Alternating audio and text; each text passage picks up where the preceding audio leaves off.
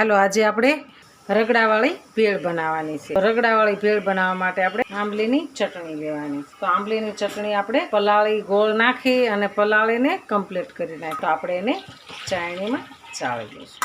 હવે આપણે આને ઉકળવા મૂકવાની છે। તો ઉકળવા મૂકવા પહેલાં આપણે સ્વાદ પ્રમાણે આપણે મીઠું નાખીશું।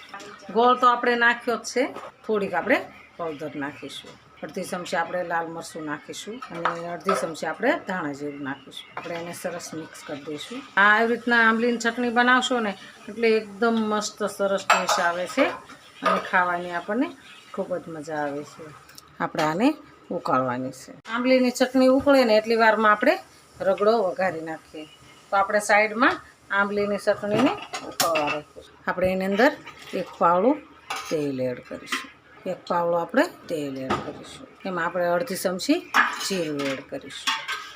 આપણે એની અંદર હિંગ એડ કરીશું। આપણે રગડા માટે ડુંગળી કાપી છે તો એ થોડીક આપણે ડુંગળી નાખીશું। આવી રીતના રગડો વઘારશો ને એટલે એકદમ સરસ સ્વાદ આવે છે અને ખાવાની મજા આવે છે। આપણે એની અંદર લીલા મરચાં અને આદું અને લસણની પેસ્ટ બનાવી છે।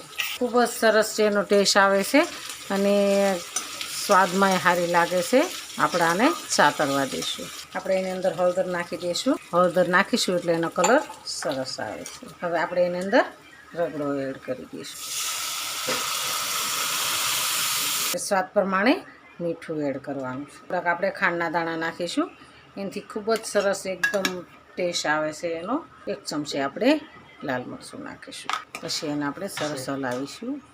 એકદમ સરસ આપણો રગડો। હવે આપણે આની અંદર પાણી એડ કરીશું। પાણી એડ કરી આપણે થોડાક ઉપર લીલા ધાણા એડ કરીશું અને પછી આપણે હવે એને થોડી વાર માટે ઢાંકી દઈશું। આપણે આંબલીની ચટણી સરસ તૈયાર થઈ ગઈ છે, ઉકળી ગઈ છે અને આપણી સરસ આંબલીની ચટણી તૈયાર થઈ ગઈ છે। આપણો રગડો સરસ તૈયાર ઉકળી ગયો છે અને મસ્ત બની ગયો છે। તો આપણે હવે એને નીચે ઉતારી લઈશું।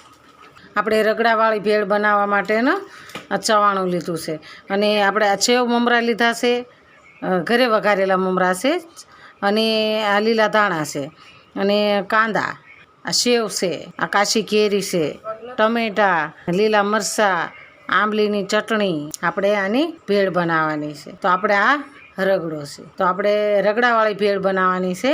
તો આપણે હવે બનાવીશું। હવે આપણે ભેળ બનાવીશું। તો ભેળ બનાવવા માટે આપણે મમરા લીધા છે, તો મમરાને આપણે અંદર એડ કરીએ। બહુ બધી ઝાઝી નથી કરવાની, જેટલી થોડી ઘણી કરતા જવાનું ખાતું જવાનું।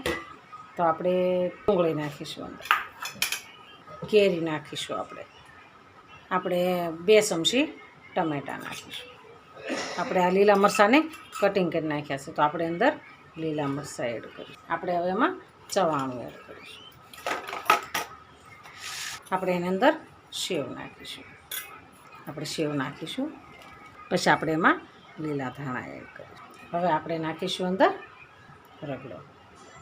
હવે નાખીશું આપણે આંબલીની ચટણી।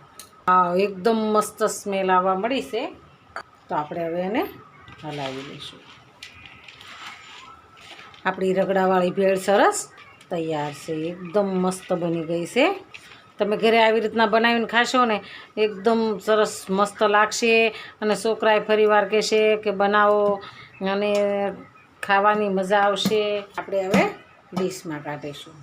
હાલો, આપણી ભેળ સરસ તૈયાર છે, તો હાલો ખાવા। જો આ મારો વિડીયો ગમે તો લાઈક, શેર અને સબસ્ક્રાઈબ કરી દેજો। રાધે રાધે।